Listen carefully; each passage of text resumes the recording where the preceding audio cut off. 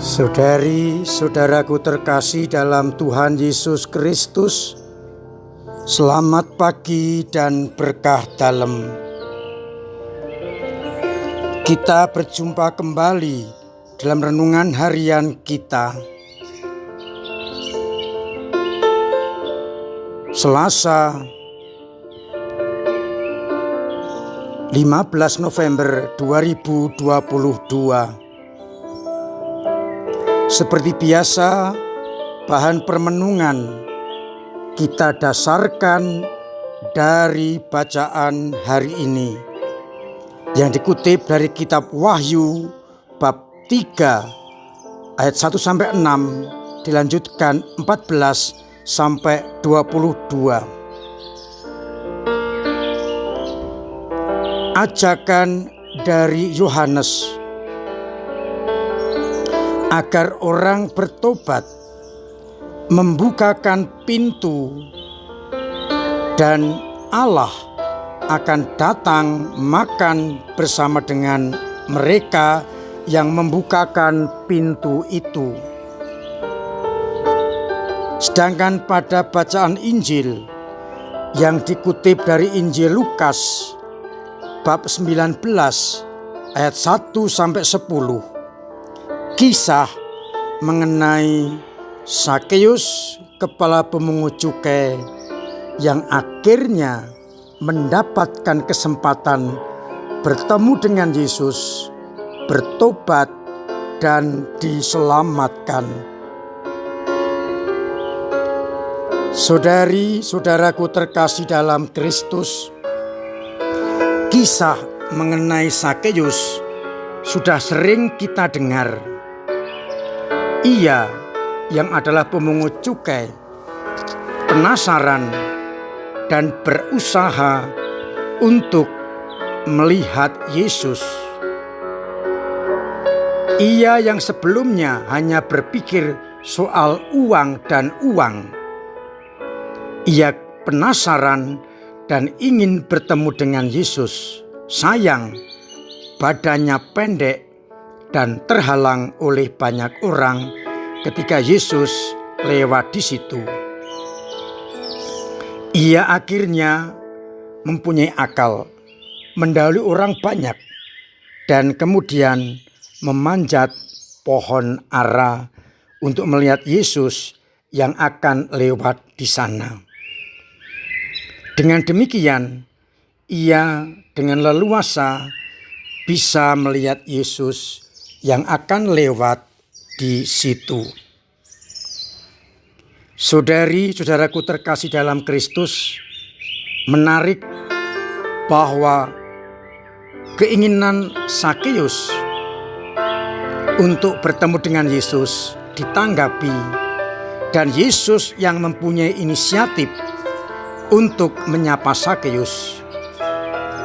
Sakeus, segeralah turun, sebab hari ini aku harus menumpang di rumahmu. Sakeus seperti kejatuhan durian. Ia tidak hanya melihat Yesus, tetapi Yesus mau bertamu di rumahnya. Perjumpaan Yesus dengan Sakeus menjadi titik balik bagi Sakeus.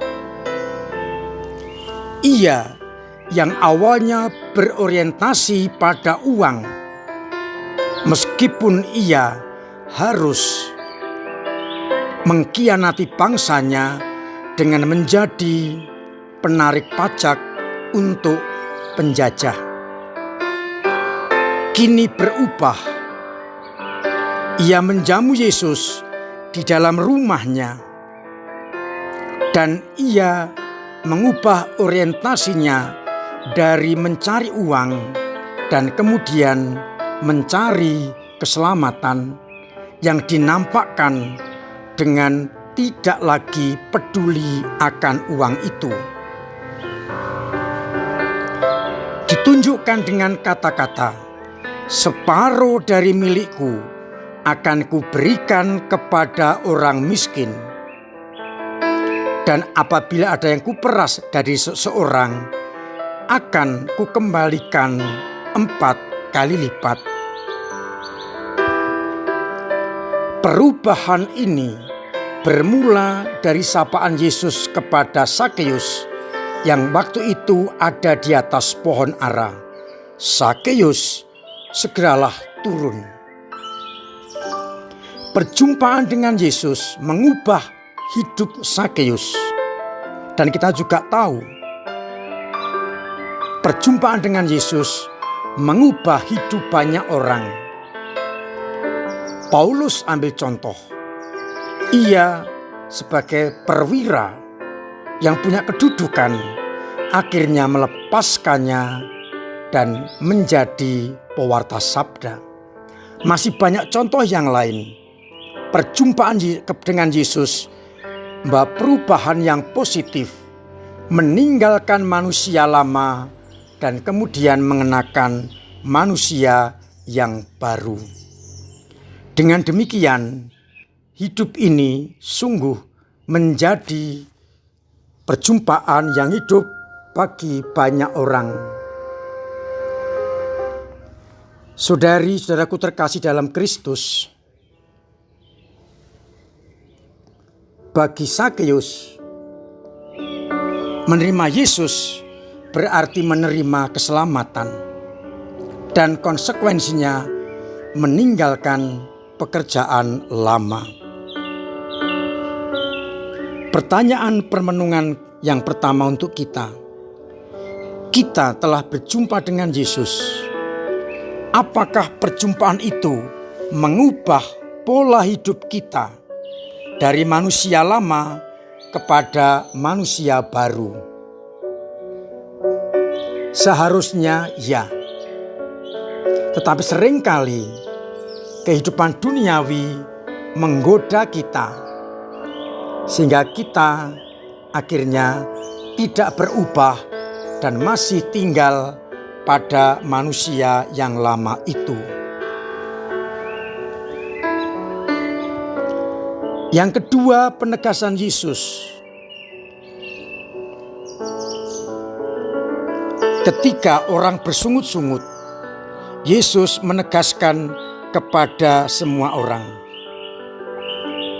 hari ini telah terjadi keselamatan atas rumah ini, karena orang ini pun anak Abraham. Dan anak manusia datang untuk mencari dan menyelamatkan yang hilang. Tentu anak manusia datang, tapi siapa yang mau diselamatkan harus menanggapi seperti Sakeus, meninggalkan cara hidup lama. Kalau kita lihat pada bacaan yang pertama, inilah pertobatan yang dimaksudkan dalam kitab Wahyu. Pertobatan berarti membuka pintu bagi Allah agar Allah masuk dan kita siap untuk makan bersama dengan Allah. Dan itu mengandaikan kita meninggalkan manusia lama kita yang menjadi penghalang dan hambatan bagi Allah untuk hidup dan berkarya di dalam diri kita. Saudari-saudaraku terkasih dalam Kristus, pertanyaan permenungan yang kedua. Allah mencari dan menyelamatkan yang hilang. Apakah kita memberikan sinyal dan tanggapan atas kasih karunia Allah itu, sehingga Allah pun akan datang kepada kita dan akhirnya kita penuh sukacita masuk makan bersama dalam pesta abadi. Dua hal saya ajak untuk kita renungkan pada hari ini. Harapannya kita pun akan mendapat bagian dalam keselamatan, makan dan minum bersama Allah di dalam kerajaan surga. Biarlah kita berani menanggalkan hidup lama seperti Sakeus untuk mendapatkan hidup yang baru, dan biarlah kita mengeluarkan sinyal untuk dicari dan diselamatkan oleh Allah. Tentu saja sinyal kebaikan yang akan ditangkap oleh Allah untuk membawa kita menuju kepada perjamuan surgawi.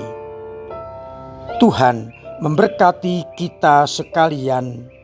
Amin. Marilah kita berdoa. Bapa yang penuh kasih, kadang kami kurang berani berubah, sekalipun kami tahu kami telah Kau pilih, kami telah Kau jumpai, namun kami masih hidup yang lama.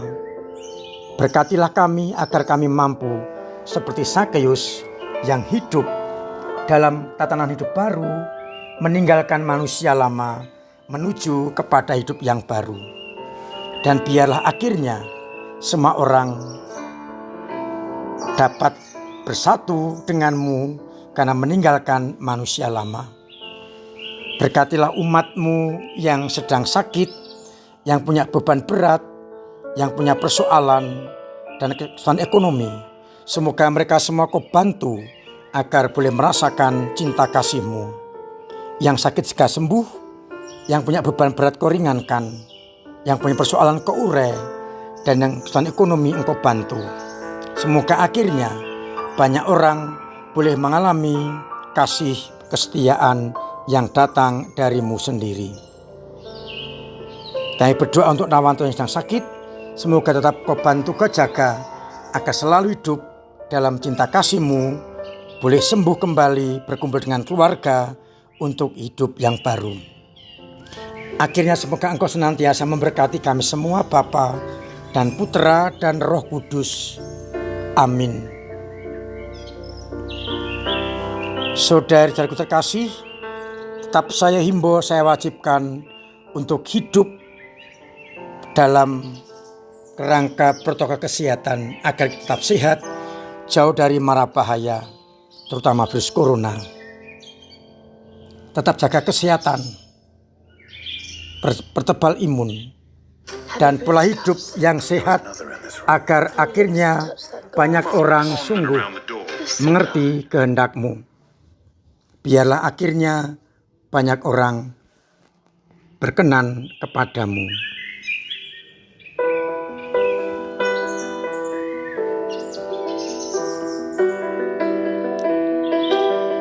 Saya masih mengajak kita semua untuk peduli kepada gereja dan pembangunan ruang serbaguna kita. Akhirnya selamat pagi, selamat merenungkan, Tuhan memberkati.